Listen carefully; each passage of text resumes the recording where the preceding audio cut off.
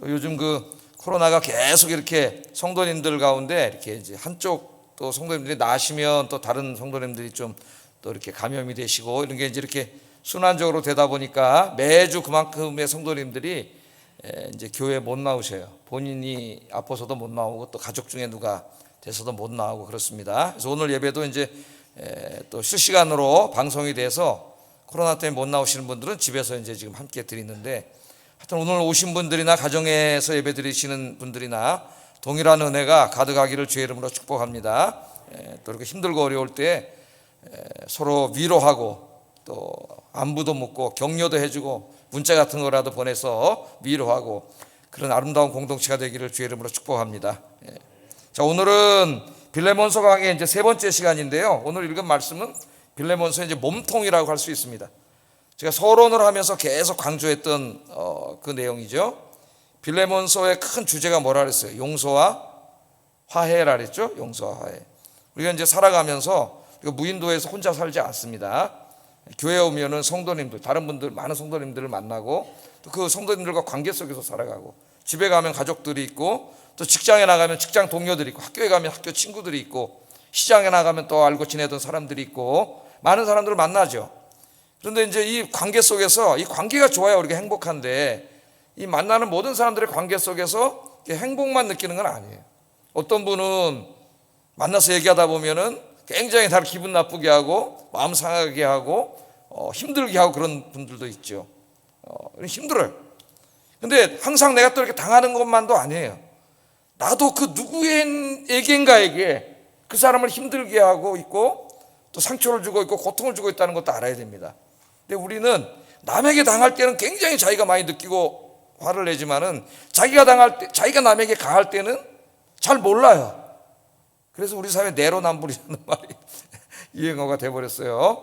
오늘 이제 이 빌레몬서 몸통인데 여기 중요한 주제가 용서와 화해입니다. 어떻게 보면은 이 말씀에 사도 바울이 빌레몬이라는 사람과 오네시모라고 하는 두 사람을 이렇게 화해시키려고 애쓰는 그런 내용이 주를 이루고 있습니다. 여기에 주인공은 빌레몬과 오네시모고, 개인 간의 어떤 그 하나 될 수 없는 관계를 서로 용서하고 또 사죄하고 그래서 이렇게 하나 되게 하려고 노력하는 그런 개인 간의 어떤 이 화해의 문제만 다루고 있는 것 같이 보이지만 사실 이것은 이제 개인 두 사람의 문제만이 아닙니다.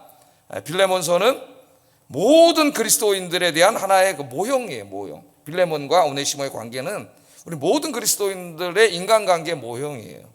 그래서 단지 두 사람에 관한 이야기가 아니라 모든 우리 그리스도인들이 반드시 살아내야 할 그런 기독교적 가치, 성경의 가르침이 뭐냐면은 오늘 말씀에 있는 용서와 화해라고 하는 것입니다. 용서와 화해.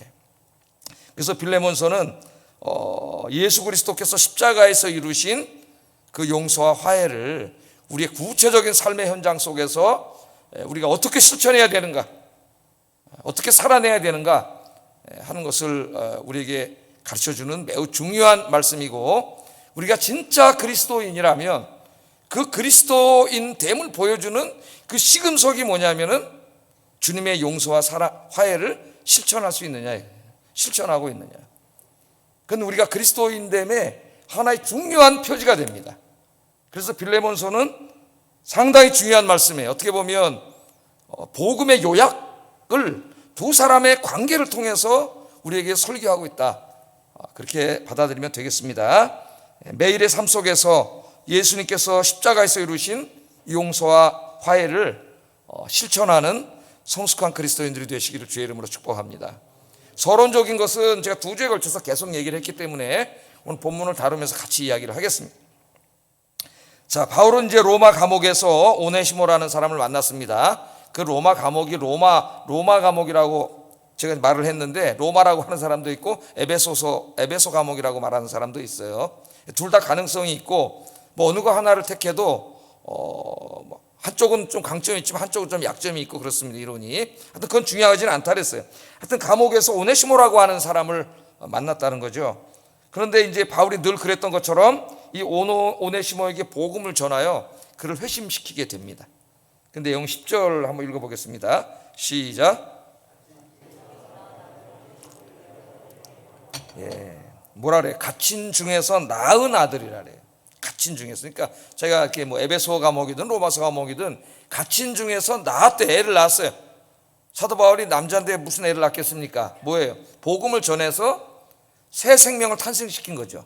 그래서 복음을 전해서 한 사람을 구원했을 때 그것을 사도 바울은 자기가 아기를 낳는 것처럼, 여성들이 아이를 낳는 것처럼 한 생명을 낳았다 그래요. 그래서 우리 그리스도인들은 영적인 자식을 많이 낳아야 됩니다.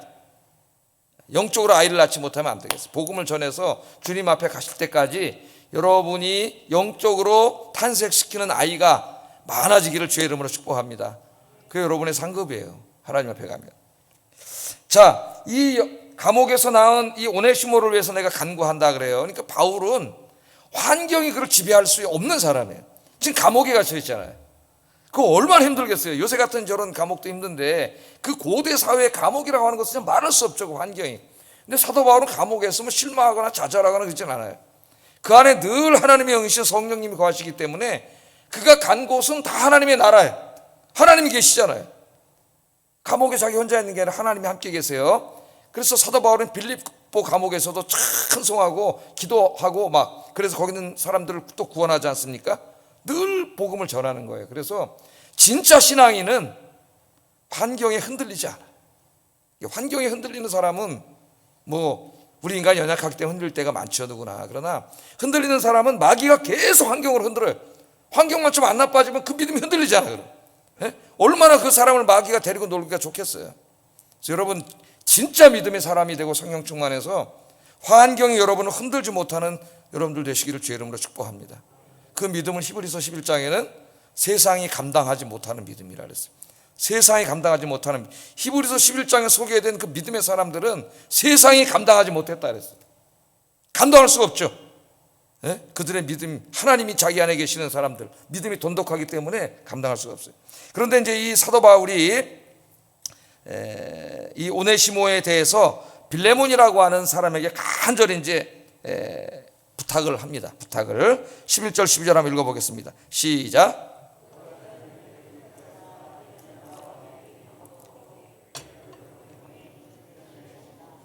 예, 이 이제 오네시모를 전도했어요. 그래서 그를 그리스도인으로 만들었는데 이제 보니까 오네시모가 굉장히 신실한 사람이 돼가지고 사도 바울이 이 복음 사역을 하는 것을 굉장히 잘 돕고 함께 열심히 전도를 하는 거예요.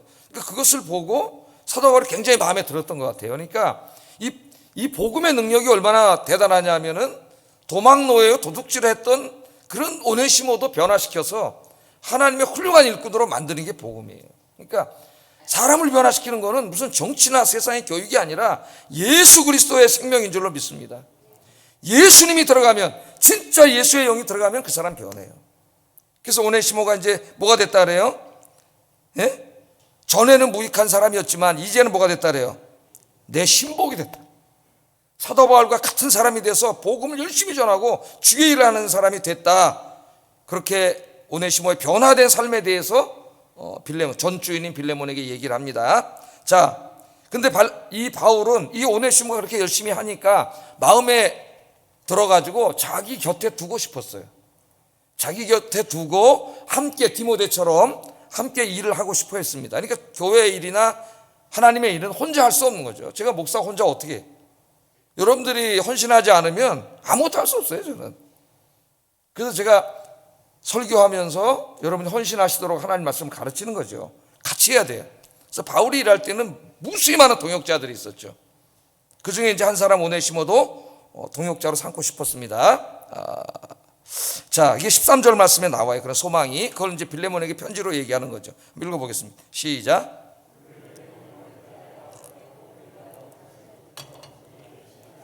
예, 그래서 자기 마음이 그를 자기 곁에 두고, 원래는 빌레몬이 자기를 섬겨야 되는데 내 대신 내 곁에 두고 이 사람이 나를 섬기게 하고 싶다.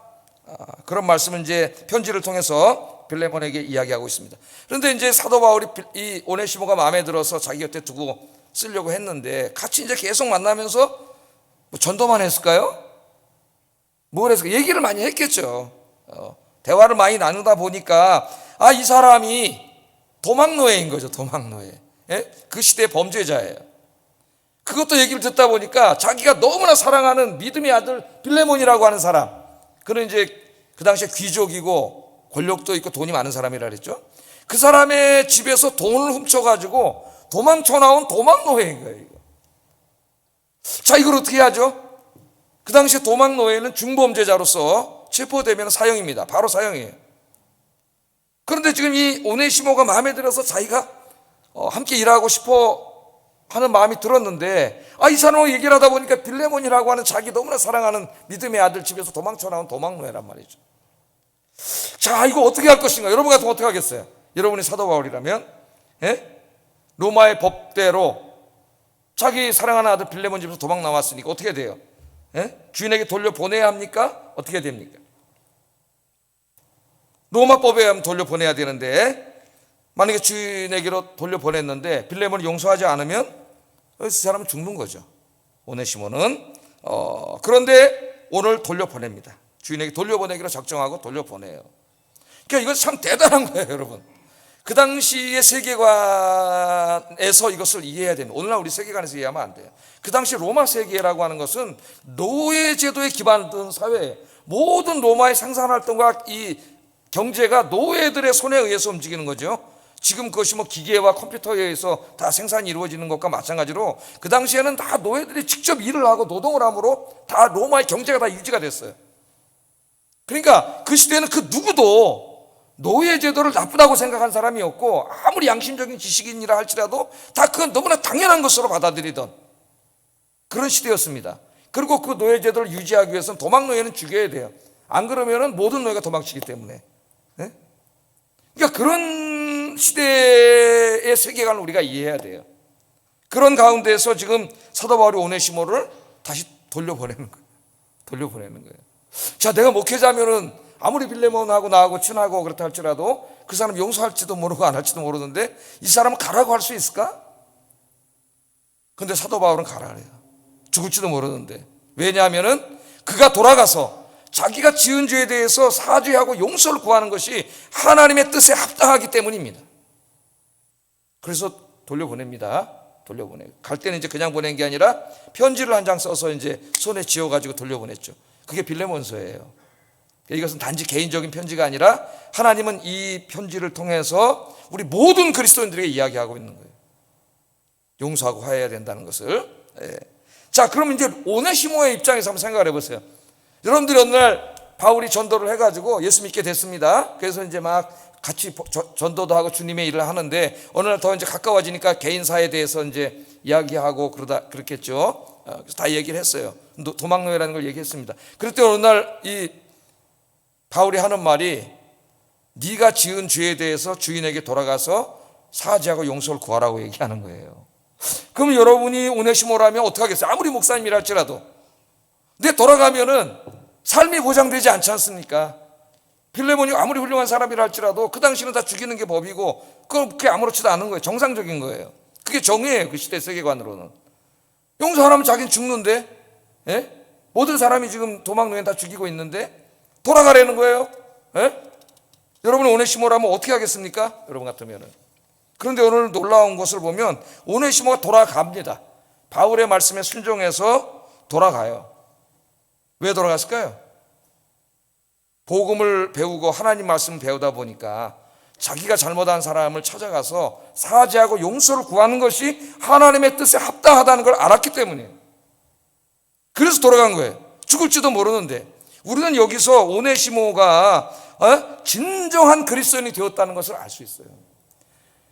이 당시에 그리스도인이라고 하는 용어는 오늘날과 의미가 다릅니다. 오늘날은 그냥 교회 다니는 사람을 그리스도인이라 그래요. 그러나 이 당시에는 그런 의미가 아니에요. 그리스도인은 정말 예수 그리스도를 자기의 주님으로 모셔서 그 주님의 말씀에 이렇게 목숨을 잃을 수도 있는데 또 불구하고 그 말씀에 순종하는 사람, 그 말씀대로 사는 사람, 그 사람들을 그리스도인이라 했어요. 그리스도인. 그러니까 진정한 그리스도인이 된 거죠. 이게 간단한 일이 아닌 거예요. 진짜 신앙이에요. 진짜 신앙. 우리가 살다 보면은 오네시모처럼 다른 사람에게 잘못을 할 때가 있습니다. 다른 사람이 나에게만 잘못하는 건 아니에요. 여러분 이제 오늘 집에 가서 곰곰이 생각해 보세요. 여러분과 함께 생활하는 사람들, 교회 안에서 또 가정에서 또 가정안에 부부관계, 부모 자식 관계도 있을 수 있고, 직장에 나가서 직장 동료들, 뭐 선후배 다 한번 여러분, 학교 가면 학생들, 동네 이웃들 다 한번 생각해 보세요. 우리가 남에게 잘못할 때도 있고, 경제적인 손해를 끼칠 때도 있고, 감정적인 아픔과 고통을 줄 때도 있습니다. 우리 그리스도인들은 남에게 피해를 주고 손해를 끼친 상태로 머물러 있어서는 안 됩니다. 오네시모는 회개했어요. 이미 회개했어요. 바울도 알고 있어요. 그런데 돌려보내잖아요. 그리고 돌아가잖아요. 그 뭘 가르쳐 주는 거예요? 하나님 우리에게서 내가 손해를 끼친 사람, 고통을 준 사람을 찾아가서 사죄하고 잘못했다고, 미안하다고 용서를 구하는 것이 옳다는 거예요. 옳다는. 여러분, 하나님 말씀 듣고 실천해야 됩니다.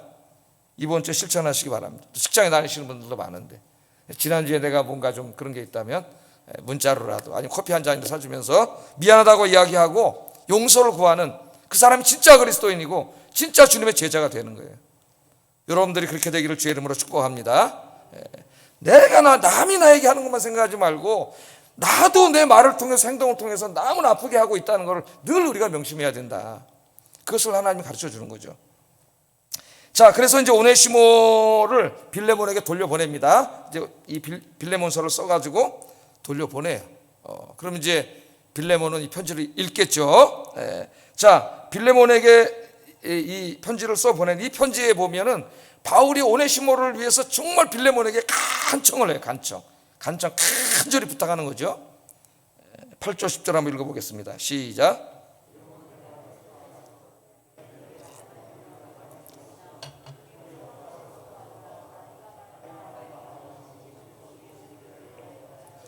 갇힌 중에서 낳은 아들 오네시모를 위하여 내게 간구하노라. 간절히 이제 부탁을 하는데, 뭘 간청했을까? 그 간청한 내용이 16절 17절이죠. 우리 서론에서 공부를 했었어요. 16절 17절 세 가지 정도로 간청을 합니다. 읽어보겠습니다. 시작. 종 이상으로 곧 사랑받는 형제로 둘 자라. 내게 특별히 그리하거든 하물며 육신과 주 안에서 상관된 내게랴. 그러므로 내가 나를 동역자로 할진대 그를 영접하기를 내게 하듯 하고, 이렇게 얘기합니다. 자, 첫째는 도망노예지 않습니까? 돈도 훔쳐갔잖아요. 무조건 죽이는 거예요. 근데 뭐 하라 그래요? 용서하라 그랬죠. 용서해라. 너에게 잘못한 것들을 용서해라. 그렇게 이야기합니다. 그런데 여기서 그치지 않아요. 단지 용서하고, 그래 넌 노예, 앞으로 충실한 노예로 살아, 앞으로 그런 짓 하지 마, 내 시키는 대로 잘해, 이걸로 끝나라는 게 아니에요. 용서하고 그 다음에 한 단계를 더 얘기해요. 이제는 이 오네시모를, 이게 그리스도인이 됐거든요. 네 노예로 대하지 말고, 노예처럼 대하지 말고 네 가족처럼 대하라. 그러니까 네 가족으로 맞이해라 그 말이에요. 여기 네 형제로 대하라 그러잖아요. 가족으로 맞이해라. 그렇게 얘기합니다. 그 가족으로 대하라고 말하고, 또 거기서 그치지 않고 또 뭐라 그래요? 그를 영접하기를, 네가 존경하는 나를, 목회자인 나를 영접하는 것처럼 그러한 마음으로 오네시모를 대하라는 거예요. 이 놀라운 얘기를 하는 거죠. 놀라운 얘기를. 그러니까 세 가지예요. 세 가지. 첫째는 용서하고, 이제는 노예가 아니라 가족으로 대하고, 목회자인 바울 자신을 대하는 것처럼 그렇게 극진하게 영접해라. 그렇게 이야기하고 있습니다. 그러니까 이것은 정말 그 당시에 어떻게 보면 로마의 세계관을 완전히 뿌리치 흔들어 놓는 거예요. 뿌리치. 모두가 너무나 당연하고 로마가 지속되기 위해서는 필요한 이 제도인 로마 제도의 근간을 근본적으로 사도 바울이 이제 허물어 놓고 있습니다. 자, 이 부탁을 하면서 바울은 자신이 빌레몬의 영적인 스승으로서 이와 같은 일을 빌레몬에게 명령할 수도 있다 그래요. 목회자로서 명령할 수 있다는 거예요. 자기의 뜻을 명령하는 게 아니라 하나님의 말씀이기 때문에 명령하는 거죠. 명령할 수 있다고 말합니다. 아마 바울이 명령했다면 빌레몬은 목회자인 바울의 명령에 순종했을 거예요. 빌레몬은 그만큼 신앙과 인격이 훌륭한 사람이었습니다. 목회자의 말에 순종하는 게 아니라 하나님의 말씀에 순종하는 거죠. 자, 그러나 바울은 이러한 선한 일이 억지로 되는 것을 원하지 않는다 그래요. 그래서 바울은 목회자의 명령이라는 방법을 사용하기보다는 그리스도인들이 사용할 수 있는 더 탁월한 방법을 사용합니다. 그게 뭐냐면은 사랑으로 간곡하게 부탁하는 거예요. 사랑으로. 자, 사랑으로 간절히 부탁한다. 바울은 목회자로서 빌레몬이 이 모든 일을 자발적으로 하기를 원하고 있어요. 명령에 의해서 순종하기보다는 스스로 깨닫고 자발적으로 하기를 원하고 있습니다. 우리 목회자들이 이제 말씀을 읽으면서 목회는 뭐냐, 설교는 뭐냐, 생각 한번 해봐야 되겠죠. 하나님의 말씀으로 성도들이 좋은 선택을 할 수 있도록, 하나님이 기뻐하시는 선택을 할 수 있도록 간곡하게 부탁하는 게 설교다.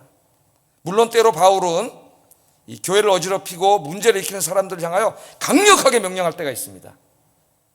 그러나 이 빌레몬처럼 이 훌륭한 신앙의 그리스도인들에게는 그런 명령을 사용하지 않고, 그 명령보다 사실은 더 탁월하고 더 바람직한 방법은 설교를 통해서 간곡하게 부탁하는 거예요. 그래서 설교는 사실은 어필하는 거죠. 하나님의 말씀으로, 내 생각이 아니라. 가톨릭에서는 교황의 교설이 무호하다 그러는데 인간의 말은 무호할 수가 없겠죠. 그것은 잘못된 생각입니다. 목사가 하나님이 목사 입을 통해서 설교를 하게 하시지만은 그 설교가 100% 오류가 없다, 그렇게 말할 수는 없어요. 그러나 그럼에도 불구하고 하나님 목회자를 통해서 하나님 말씀을 증거하는 거예요. 여러분은 그 말씀을 들으면서 이성과 하나님의 계시의 말씀에 따라서 잘못을 가릴 수도 있습니다. 더 탁월해서 우리 목사 이상한 얘기하네, 성경과는 다른 얘기를 하네, 그럼 와서 질문할 수도 있어요. 그건 나쁜 게 아니에요. 자, 이 말씀을 통해서 간곡하게 부탁을 하면서 빌레몬이 좋은 선택을 할 수 있도록 이 신학적인 도움을 주는 말을 해요. 도움을 주는 말씀을. 우리 여러분 이제 그 교보에 나가면은 넛지라고 하는 책이 있어요. 넛지라고 하는 책, 그 유명하죠? 베스트셀러가 되는데, 그거는 이제 옆구리를 쿡 찌른다는 말이에요. 넛지. 여기 쿡 찌르면 어떻게 돼요? 옆구리치로 절 받는다 그러죠. 쿡 찌르면 이렇게 되잖아요. 그래서 그 뜻이 뭐냐면은 사람들이 좋은 선택을 할 수 있도록 이렇게 도와주는 거예요. 도와주는 게. 근데 그것이 이제 뭐 해라, 뭐 하지 마시오 이러면 좀 기분이 나쁠 수 있잖아요. 명령줄에 얘기하면은. 그렇게 얘기하지 않고도 지혜롭게 그 사람이 깨닫고 좋은 선택을 할 수 있도록 해주는 건데, 대표적인 것이 여러분 컴퓨터 키면은 막 부팅해가지고 최적화 상태로 이렇게 딱 컴퓨터가 자동으로 부팅되잖아요. 근데 이제 그 컴퓨터 쓸 때 더 전문가들은 자기가 또 맞춰서 쓰는 사람도 있어요. 그러나 우리는 그렇게 할 수 없기 때문에 그냥 얘만 누르면 뭐 프로그램 깔 때나 다 되죠. 그런 게 멋진 거죠. 얘만 누르면 돼, 나는 무조건. 또 우리가 도로를 고속도로 달릴 때 이 커브길이 있으면은 이제 속도를 줄이시오, 막 리듀스 요 스피드, 물론 그렇게 쓴 데도 있지만, 그러나 좀 기분 나쁠 수 있단 말이야. 네가 나한테 뭔지 명령해. 근데 그렇게 하지 않고 어떤 도로에 가면 미국에 도로 이렇게 금을 거놨어요. 금 간격을 계속 이렇게 좁혀놨어요. 거기 가면. 그럼 똑같은 속도로 가더라도 그 금 때문에 뭐가 속도가 굉장히 빨라진다고 느껴져, 내가. 그래서 속도를 줄이게 돼요. 그런 게 이제 넛지예요, 넛지. 이제 이 빌레몬이 마땅히 이제 이 사람을 주님의 사랑으로 용서하고 화해하라고 말씀하면서 그 사람이 그런 선택을 자발적으로 할 수 있도록 이 사건에 대한 도움을 줘요, 말씀으로. 그게 이제 15절 말씀입니다. 한번 읽어보겠습니다. 시작.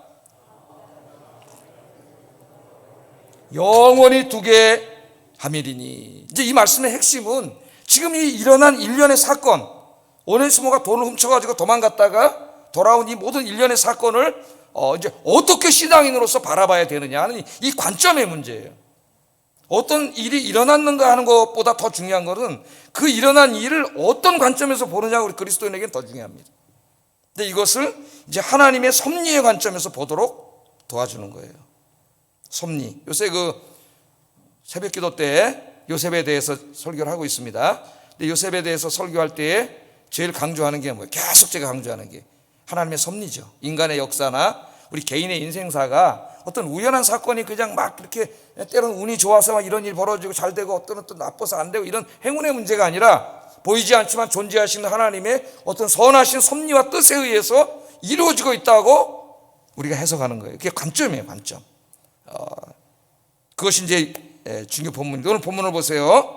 뭐라 그래요? 그가 잠시 떠나게 된 것은, 이거는 오네시모가 빌레몬의 돈을 훔쳐서 달아난 걸 말하는 겁니다. 너로 하여금 그를 영원히 두게 함이라, 하기 위함이라. 그 말은 뭐예요? 다시 그가 어느 날 바울을 만나서 회개하고 용서를 구하러 이제 편지를 들고 돌아온 사건을 얘기하는 거죠. 지금 이 상황을 얘기하는 거예요. 그런데 이 상황이 그냥 우연히 일어난 일이 아니라는 거예요. 하나님이 그렇게 하셨다는 거예요. 자, 한번 생각해 보세요. 어느 날 빌레몬이 어처구니 없는 일을 당했습니다. 배은망덕하게도 오네시모라고 하는 노예가 돈을 훔쳐서 달아났어요. 찾을 길이 없습니다. 도망갔는데 어떻게 찾겠어요? 다시 돌아오리라고는 꿈에도 생각하지 않았죠. 그런데 어느 날 그가 자발적으로 돌아왔어. 그리고 용서를 구해요. 그러면서 손에 보니까 존경하는, 자기가 제일 존경하는 진짜 아버지 같은 바울 선생님의 편지를 한 장 들고 온 거예요. 편지를. 그게 빌레몬서예요.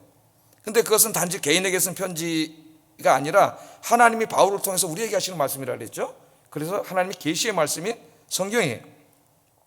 자, 편지를 읽어보니까 바울이 뭐라 그러냐면, 이거 이제 죽여야 되는데, 돈 훔쳐서 도망간 사람이 노예니까 죽여야 되는데, 사형인데 그 시대 법에 의하면. 사도 바울 선생님이 뭐라 그러냐면 용서하고, 용서하는 것도 힘든데요. 그 시대 세계관으로는 뭐 도저히 받아들일 수 없는 건데, 용서하고 그것도 또 가족으로, 노예로 이제 대하면 안 된다는 거예요. 가족으로 대하고 또 목회자인 자기를 대하는 그런 마음으로 대하라는 거예요. 이런 부탁을 합니다. 그래서 편지를 또 계속 읽어보니까 이 모든 일의 배후에는 하나님의 섭리가 있다고 말하는 거예요. 지금 이 말씀을 한 거예요. 15절에. 여러분, 이제 우리가 오해해서는 안 되는 것이, 물론 오네시모의 행동을 정당화하는 말씀이 아닙니다. 그가 돈을 훔친 것, 도망친 것은 분명히 잘못된 범죄 행위예요. 그러나 하나님께서는 인간의 그 잘못된 행위조차도 사용하셔서 선으로 바꾸셨다는 거예요. 선으로. 자, 이 사건을 오네시모의 관점에서 얘기하는 게 아닙니다. 지금 오네시모는 사죄하라고 보냈잖아요. 그런 죄를 진 자예요. 사죄예요. 그러나 이것은 빌레몬의 관점에서 이걸 어떻게 받아들여야 하느냐예요. 빌레몬. 만일 오네시모가 도망치지 않았다면 그는 바울을 만나지 못했을 것이고 그리스도인이 되지도 못했을 겁니다. 그가 도망했기 때문에 바울을 만나게 되었고 그리스도인이 될 수 있었어요. 오네시모는 그의 잘못을 사죄하고 용서를 구해야 하지만, 그러나 빌레몬은 이 모든 사건의 배후에 오네시모를 구원하고자 하는 하나님의 선하신 뜻이 있었음을 알아야 된다는 거예요. 너무 억지 같습니까? 이 말씀이 하나님의 말씀이에요, 여러분. 하나님의 말씀. 이 모든 일에는 오네시모가 바울을 만나 구원받게 하기 위하여 빌레몬의 믿음의 형제가 되게 하시려는 하나님의 섭리가 있다, 그 말을 하는 거죠. 지금 우리 그리스도인들은요, 우리에게 벌어지는 모든 일들을 하나님의 섭리의 관점에서 바라볼 수 있어야 합니다. 관점이 중요하다 그랬어요. 자기 인생을 해석하는데 이 관점이 하나님 말씀에 입각하지 않으면 시험에 들어요. 자, 우리가 섭리의 관점에서 내 인생을 해석하면 우리가 원망하는 많은 사람들을 용서하고 받아들여 줄 수가 있어요.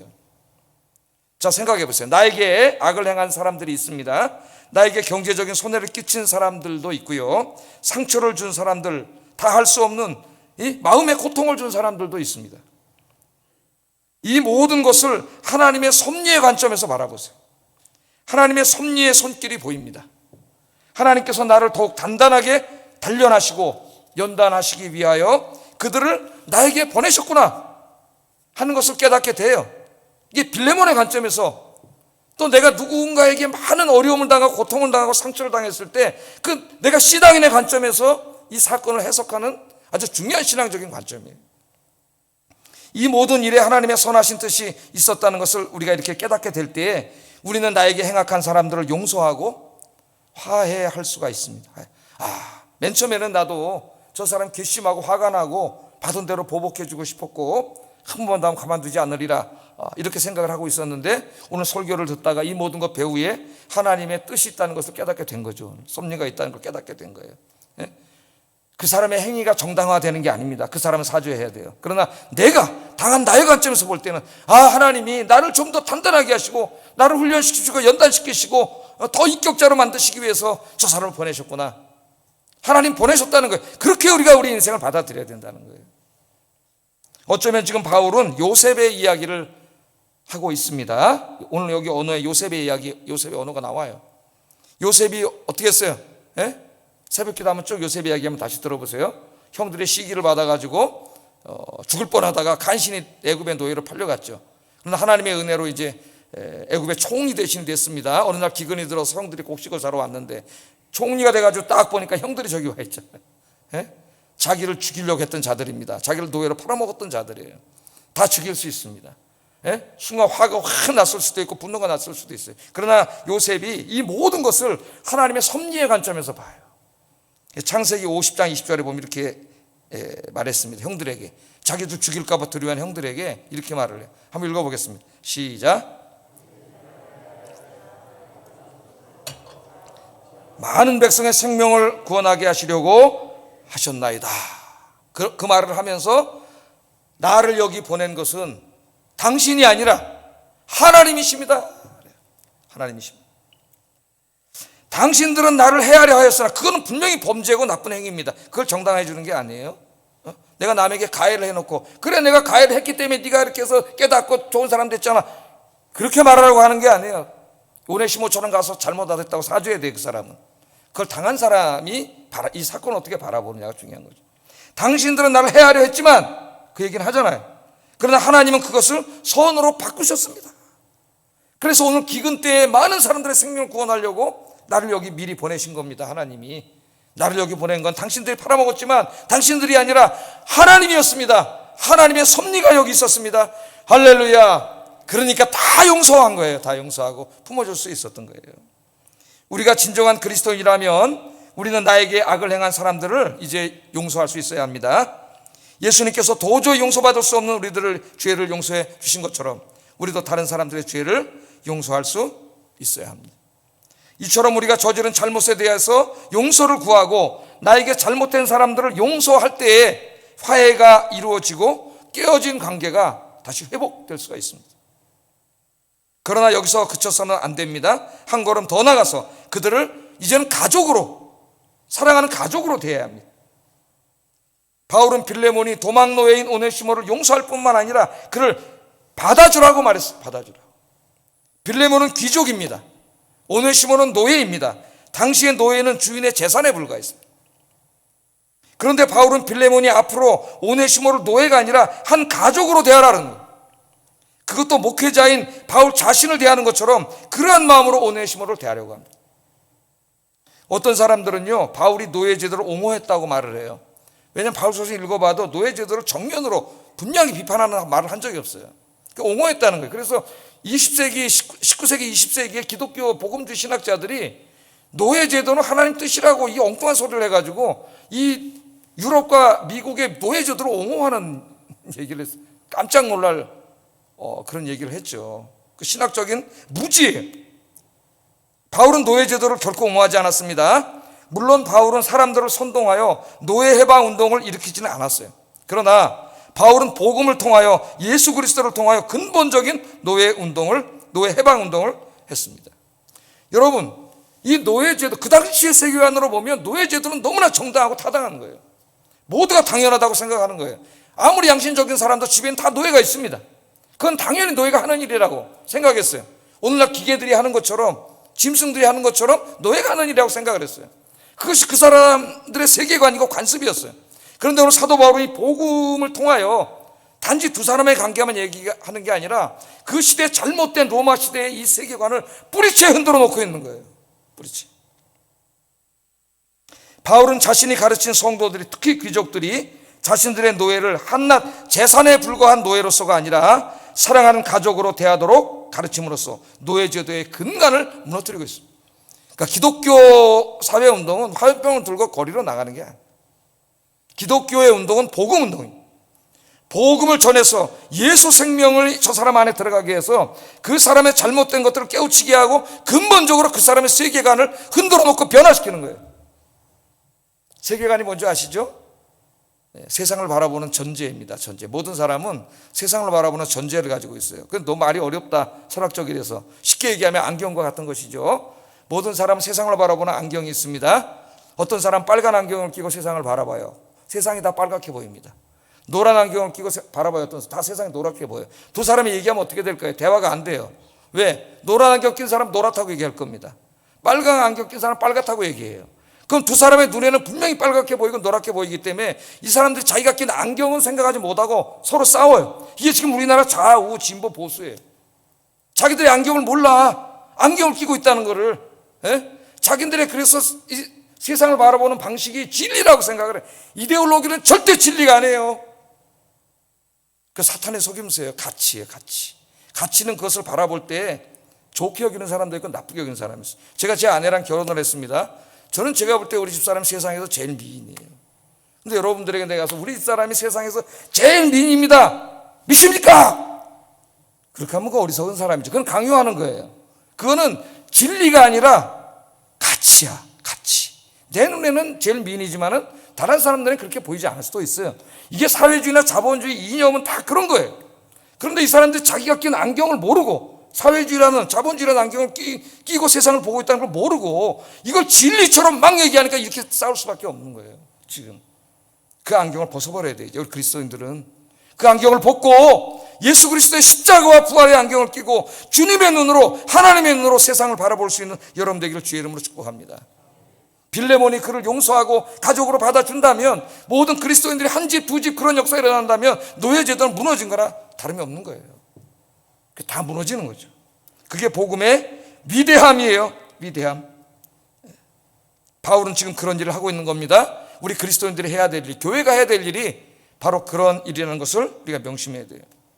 우리 모두는 한 가족입니다. 한 가족. 잊지 마세요. 이 땅에서는 혈연에 의해서 가족이 이루어지지만 이제 영원한 하나님의 나라에서는 혈연에 의해서 이루어지지 않아요. 믿음에 의해서 이루어집니다. 이 땅에서 가족 관계가 영원하지 않을 수도 있어요. 내 사랑하는 가족이 예수 믿지 않아 구원받지 못하면, 하나님 나라에 들어오지 못하면 하나님 나라에서는 가족이 아니에요. 그러니까 우리들은 가족이에요. 이미 이제 여기 100년도 못 삽니다. 하나님 나라는 영원해요. 지금은 예배 끝나고 또 집에 가면 우리 애가 있고 남편이 있고 아내가 있고 이렇게 우리 가족이 살지만, 이제 저 영원한 하나님 나라가 임하면 그런 가족은 없어요. 주님 안에서 하나님이 아버지시고 우리 모두가 가족이에요. 이 천국의 가족이 이 땅에서 가시적으로 이루어지는 것이 교회입니다. 그러므로 교회 우리 모두는 남이 아니라 가족이에요. 가족 때문에 삶을 살아야 돼요. 서로 용서하고 화해하고 도저히 하나 될 수 없는 사람들이 하나 돼서 하나님 아버지를 한 아버지로 모시고 가족으로 사는 한 공동체가 돼야 돼요. 그래야 이 교회가 세상에 영향력을 미치는 교회가 될 수 있습니다. 근데 안타깝게도 교회가 자기들끼리 싸우고 다투고 정치적으로 나뉘어서 싸우고 이런 모습을 보이기 때문에 하나님 나라의 영광을 드러내는 게 아니라 오히려 가리고 있어요. 지금 우리 아영교회는 진짜 모든 사람들이 모여서 서로 용서하고 화해하고 사랑으로 하나 되는 가족 같은 교회가 되기를 주의 이름으로 축복합니다. 특별히 요즘 가정이 너무나 많이 어려움을 당하고 있는데, 이 용서와 화해는 가장 가까운 사람에게서부터 실천해야 돼요. 사실은 배우자이죠. 배우자. 지난주 통계청에서 발표한 통계를 보니까 작년 한 해입니다. 2021년 결혼 건수가 19만 2,507건이에요. 굉장히 많이 줄어들었어요. 20만 건이 채 안 됩니다. 1년 결혼 건수가. 그런데 이 이혼 건수는, 작년에 이혼 건수가 10만 1,673건이에요. 그러니까 50% 이상 이혼을, 작년에 19만이 결혼을 했는데 10만 이상이 이혼을 한 거예요. 더 놀라운 것은 결혼을 한 지 30년이 된 부부 중에 이 10만 건 중에서 17,869건이나 된다는 거예요. 30년 이상 된 사람들이 황혼 이혼 한 건이 거의 20%, 이혼의 20%에 해당합니다. 우리의 가정이 무너지고 있어요. 얘기를 들어보면 맨 처음에 시작은 작은 일을 용서하고 화해하지 못한 데서부터 시작된 거예요. 그 작은 것이 자꾸 커져서 나중에는 같이 살 수 없는 사이가 된 겁니다. 그리스도인들의 용서와 화해는 제일 먼저 배우자 간에 이루어져야 된다. 주님이 나를 용서하신 것처럼 여러분의 배우자를 용서하고 작은 일부터 용서하고 화해할 수 있는 여러분 되시기를 주의 이름으로 축복합니다. 제가 어떤 유명한 상담 심리학자의 오스트리아의 정신과 의사인데 그 책을 한 권 읽다가 상담 사례를 봤어요. 그분에게 이제 어떤 여성분이 이혼 상담을 하러 왔어요. 그래서 이제 더 이상 못 살겠다, 이 사람하고 이혼해야 되겠다 상담을 해요. 그러니까 이 상담 심리학자가 볼펜하고 이제 그 백지를 주면서 이혼하시겠다 그러는데, 이제까지 남편하고 살아오면서 남편이 잘해준 적은 없습니까? 물어봐요. 한번 잘해준 거 한번 써보세요. 전부 다 생각나는 대로. 그랬더니 이분은 막 써요. 한참을 써. 보니까 몇 시까지가 돼. 몇 시까지가 잘해준 게. 그래서 이제 그 다음에는 또 백지를 한 장 더 주면, 이번에는 좀 남편이 잘 못한 거, 그래서 막 이혼해야 되겠다고 생각을 좀 써보세요. 그랬더니 이분이 막 생각을 쓰는데 3가지를 딱 썼더래요. 3가지. 그러니까 몇 시까지를 잘해준 거는 생각하지 않고 자기가 너무 힘든 3가지만 집중한 거예요. 잘못해야 하는 거. 그게 결국은 커져가지고 이혼하게끔 된 거죠. 그래서 이제 이분이 그걸 보여주면서 상담을 해가지고 다시 이렇게 화해해서 잘 살 수 있도록 해준 그런 이야기입니다. 그런 이야기. 이 이제 상담을 통해서 마음이 치유됐는데 남편을 용서하고 화해가 되었습니다. 잘못한 것 3가지가 아니라 잘하는 것 몇십 가지를 보니까 행복해지더라는 거예요. 여러분, 우리는 주님을 믿는 사람에 더더군다나 주님의 사랑으로 가까운 사람부터, 작은 허물부터 용서하고 화해하는 그 여러분 가정이 하나님 나라의 그 가족의 모습을 보여주는 가정이 되기를 주의 이름으로 축복합니다. 이제 마지막으로 생각할 주제는 그리스도인들은 자신이 용서하고 화해해야 할 뿐만 아니라 이제는 화해의 사역자가 되어야 한다는 거예요. 화해의 사역자. 바울은 지금 2 사람을 화해시키기 위해서 혼신의 노력을 다하고 있어요. 자기 문제가 아니에요. 도저히 용서하고 화해할 수 없는 2 사람을 주님의 십자가 안에서 화해시켜서 한 가족으로 만들기 위해서 굉장히 애쓰고 있는 거죠, 사도 바울이. 이 모습은 무엇을 보여주느냐? 하나님께서 우리에게 말씀하시는 거예요. 너희들도 바울처럼 화해의 사역자가 되라는 겁니다. 바울이 얼마나 힘쓰고 있는지 18절 19절 한번 읽어보겠습니다. 시작.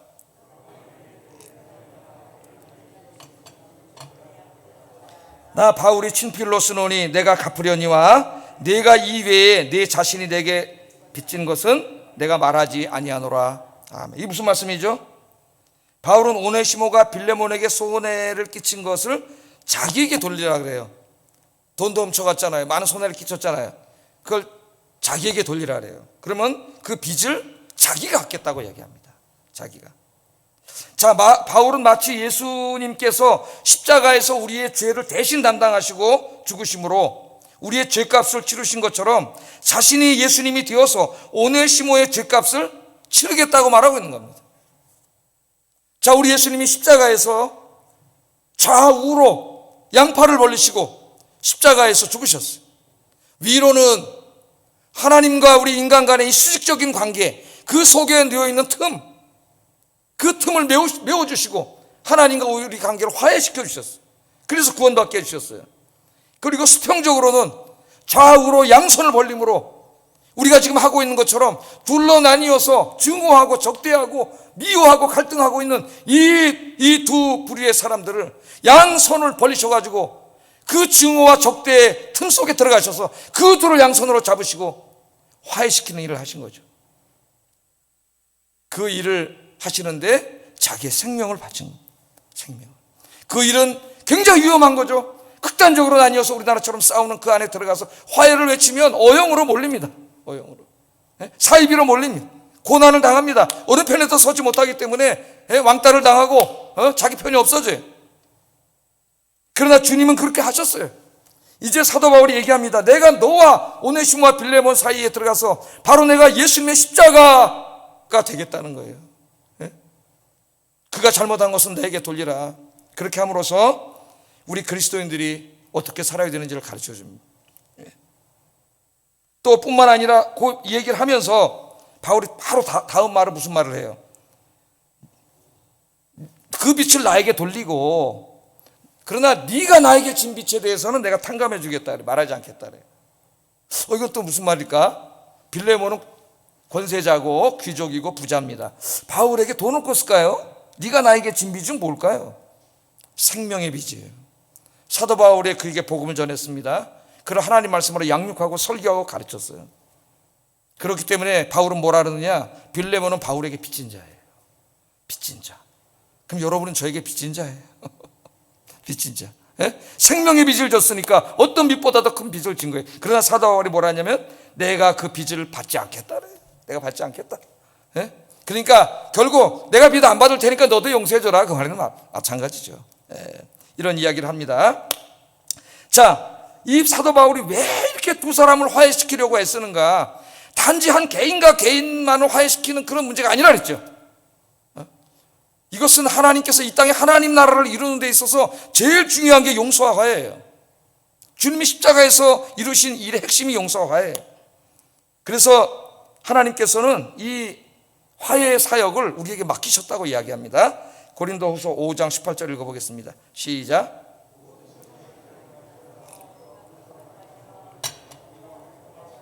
또 우리에게 화목하게 하는 직분을 주셨으니 아멘. 자, 그리스도를 통해서 하나님과 우리 사이를 화목시키시고 원수되었던 하나님을 원수 삼은 게 아니라 우리가 하나님 원수 삼은 거죠. 주님이 이걸 화해시키시고 그 다음에 어떻게 했다고요? 이 화해의 사역, 그 직무를 우리에게 맡기셨다래요. 그러니까 두 가지가 되는 거예요.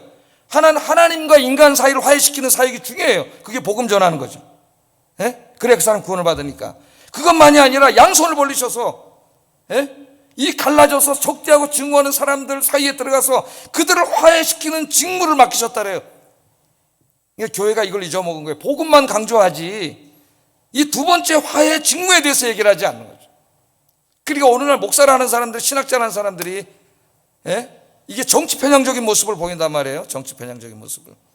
그래서 이 부끄러운 모습을 보이는 거죠. 주님의 말씀을 어기는 거예요. 전 제가 존경하던 또 가르침을 받았던, 내 이름은 말하지 않겠지만 그 유명한 한 교수님이 유튜브에서 이 정치 편향적인 발언을 하는 거 깜짝 놀랐어요. 깜짝 놀랐어요. 제가 이제까지 알아왔던 그 사람의 모습이 아니었어요. 정치 편향적인 발언을 너무 유튜버들하고 웃으면서 하는 걸 보고 그 사람이 쓴 박사 논문을 읽고 내가 많은 도움을 받았는데 깨닫고, 화해가 그 박사 논문의 핵심이 바울의 기독론, 구원론, 화해거든요. 화해. 그 사람이 논문, 그 사람의 강연, 모든 것들이 다 쓰레기처럼 보였어요. 쓰레기처럼. 굉장히 실망했어요. 그 사람이 자기가 이제까지 책을 쓰고 논문을 쓰고 강연한 것처럼 정말 화해와 정의와 평화를 이야기했다면 얼마나 좋았을까. 이 사람 이제 너무 많이 들었나 이런 생각이 들었어요. 너무나 안타까웠어요. 하나님께서 우리에게 화목하게 하는 직분을 주셨습니다. 우리 그리스도인들은 화해의 사역자가 되어야 합니다. 지금 우리 사회의 가장 큰 문제가 증오와 적대이고 이로 인한 갈등과 분열이에요. 분열. 너무나 이게 심해지다 보니까 어떤 분들이 이제 자기가 원하는 후보가 대통령이 되지 않아서 며칠째 잠을 못 자고 있다 그래요. 어느 정도 이해는 할 수 있습니다만 이거는 심각하다, 병적이다. 안타까운 마음이 듭니다. 이 정치인들의 사악한 정치 선동에 의해서 국민이 둘로 나뉘어서 서로 증오하며 갈등하고 있어요. 누구나 선호하는 정치 지도자가 있습니다. 그건 나쁜 게 아니에요. 그걸 편향이라고 하는 건 아니죠. 그러나 그 사람이 누구든지 간에 그 사람이 행동과 말과 모든 삶이 과연 하나님의 앞에 옳은 것인가 정의로운 것인가는 따져야지. 편향이 되면, 편향성이 되면 그런 거 하나도 따지지 않아요. 지금 우리나라 사람에게 나타난 안타까운 일이죠. 그래서 우리 사회는 지금 정치 갈등, 지역 갈등, 빈부 갈등, 노사 갈등, 이념 갈등, 세대 갈등, 심지어는 젠더 갈등으로 우리 사회가 지금 몸살을 앓고 있습니다. 선동가들이, 여러분 선동가들에게 조심해야 돼요. 사람들을 자기 편으로 만들기 위해서 유튜브나 SNS, 신문, 컬럼 등 다양한 매체를 통해서 이 증오와 적대를 계속 부추기고 있어요. 자기 세력을 더 늘리기 위해서. 여러분, 그래서 우리 아리스토텔레스나 플라톤의 이상국가 이런 책들이 있는데 그 책 읽어보면은 플라톤이나 아리스토텔레스가 말한 이상국가는 민주주의 국가가 아닙니다, 여러분. 그 당시에 아테네는 직접 민주주의 국가였죠. 그 민주주의가 그 시대의 의인이었던 소크라테스를 다수결에 의해서 죽여버렸다는 거예요. 그 민주주의 때문에 자기 조국 그리스가 망했다 그래요. 망했다. 왜냐하면 아리스토텔레스가 말하기를 이 군중들은 선동가들에 의해서 선동되는 거야. 뭐가 진리고 뭐가 가짜인지를 몰라요. 왜? 선동가들이 계속 그 요사스러운 혀를 놀리기 때문에 그거 듣고 그냥 선동되는 거예요. 그래서 직접 민주정치를 하면은 굉장히 위험하다는 거예요. 왜? 중우정치가 되는 거지. 중우정치가. 그래서 플라톤은 나중에 좀 이상한 소리를 하긴 했어요. 누가 다스려야 되느냐? 지혜로운 자가 다스려야 된다는 거야. 다수결로 해서 뽑힌 자가 아니라 지혜로운 사람, 제일 지혜로운 사람 다스리면 제일 이상국가가 되지 않겠어요? 그럼 제일 지혜로운 사람이 누구냐? 철인이라는 거야. 철인들, 철학자. 근데 철학 교수를 말하는 게 아니라 진짜 지혜로운 사람들이죠. 철학가라고 할 수 있을까요? 그럼 이제 그게 지속되려면 어떻게 해야 돼요? 그러니까 나중에 이상한 소리예요. 철학자들끼리 결혼해가지고 더 지혜로운 사람을 내고, 어쩌면 게르만의 이 민족 우월주의가 여기서 나왔는지도 몰라요. 배웠는지도. 그런 이상한 소리를 하지만 그런 모습들이 보여줄 수 있다는 거예요. 선동가들에게 조심해야 돼요. 그래서요, 네덜란드의 저명한 저널리스트이자 사상가인 위터흐 브레흐만이라고 하는 사람이 최근에 번역된 휴먼 카인드라고 하는 책을 써서 이제 번역이 됐는데 우리말로 이 책은 인간들은 근본적으로 선하기 때문에 이 선함을 잘 우리가 이렇게 이제 잘 개발하면은 이렇게 싸우고 서로 이기적인 모습을 보이지 않고 온 인류가 전쟁하지 않고 적대하지 않고 증오하지 않고 행복하게 살 수 있다는 이제 희망적인 얘기를 한 책입니다. 근데 이 책에서 이런 얘기를 해요. 우리 잘 들어야 돼요, 여러분. 잘 들어야 돼요. 이런 얘기를 해요. 우리는 신문, 유튜브, SNS 등에서 증오와 적대를 부추기는 사람들을 조심해야 합니다. 누구를 조심하라고요? 증오와 적대를 부추기는 글을 쓰거나 말을 하거나 컬럼을 쓰는 사람들 조심해야 된다는 거예요. 증오와 분열을 부추기는 사람들은 선동가요 거짓의 사람들입니다. 잊지 마세요, 여러분. 그런 거 읽고 막 분노하지 마세요. 증오와 적대를 부추기는 사람들은 다 거짓의 사람들이고 사악한 선동가들이라는 거 우리가 명심해야 됩니다. 그리스도인들은 갈등을 조장하는 사람이 되어서는 안 됩니다. 그리스도인들은 갈등을 치유하고 용서와 화해를 이루는 일에 힘쓰는 사람들이 돼야 돼요. 예수님이 산상설교에서 이렇게 말씀했어요. 한번 읽어보겠습니다. 시작.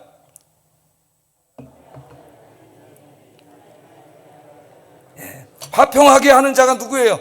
화평이 없는 곳에, 우리나라처럼 그냥 둘로 나뉘어서 극렬하게 싸우고 있는 이런 곳에 화평하도록 하는 자, 예수님처럼 바울처럼 자기가 그 안에 십자가를 지고 들어가서 좌우로 팔을 벌려 화평하게 하려고 힘쓰는 자, 그 사람이 하나님의 아들이라 일컬음을 받는다는 거예요. 그 사람이 하나님의 아들이라는 것은 그 사람이 하나님 나라에 들어간다는 거예요. 하나님 나라를 상속받는다는 거예요.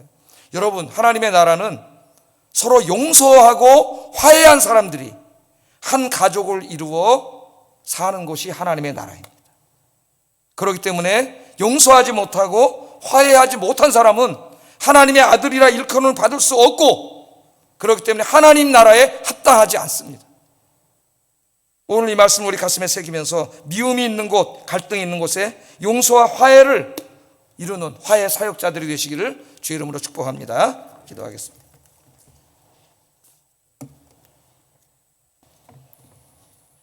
말씀을 생각하면서 기도하겠습니다. 내가 손해를 끼친 사람, 상처와 고통을 준 사람들에게 찾아가 미안하다고 말하고 용서를 구하는 한 주간이 되게 하소서. 꼭 실천하셔야 돼요.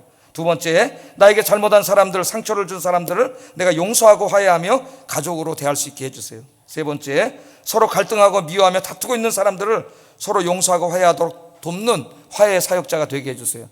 하나하나가 예수님의 십자가의 의미에 밀접하게 연관되는 매우 중요한 기도 제목이고, 이렇게 사느냐 안 사느냐는 내가 진짜 하나님의 아들이냐 아니냐를 가름하는 시금석입니다. 기도하겠습니다. 사랑과 은혜가 충만하신 아버지 하나님, 오늘 말씀을 들을 때 설교한 저 자신부터가 뜨끔합니다. 저의 잘못들도 있음을 알고 회개하지 않을 수가 없습니다. 내게 손해를 끼친 사람, 내가 손해를 끼친 사람, 혹시 내가 마음을 아프게 한 사람, 고통을 준 사람 있습니까?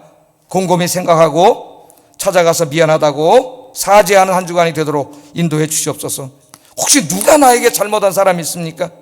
나에게 고통을 준 사람, 상처를 준 사람이 있습니까? 주님의 사랑으로 용서하고 화해하고 한 가족으로 받아줄 수 있도록 인도해 주시옵소서. 뿐만 아니라 지금 우리 사회처럼 양쪽으로 갈라져 극한 대립을 보이고 있는 이 사회 속에 주님의 십자가를 지고 그 안에 들어가서 좌우로 팔을 벌려 서로 용서하고 화해하여 하나로 만들 수 있는 이 복음의 사역을 잘 감당하도록 주께서 인도해 주시옵소서. 예수님 이름으로 기도드립니다. 아멘.